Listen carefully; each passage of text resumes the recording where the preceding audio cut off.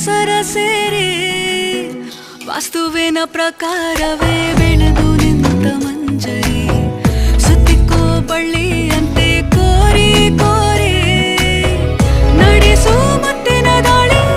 ಎಷ್ಟ ನಂಗೆ ಹಾಬಳಿ ಮುಟ್ಟಿ ನನ್ನ ಮುತ್ತಿಗೆ ಹಾಕೆಯ ಕೊಂಚವೇ ಕೈ ಜಾರಿ ಬಾ ಯಾವ ಚಿನ್ನದ ನೆಕ್ಲೆಸು ನನ್ನ ಕುತ್ತಿಗೆ ಕೇಳಲ್ಲ ನಿನ್ನ ತೋಳಲ್ಲೇ ಅದನಿ ಸಿಂಗರಿಸು.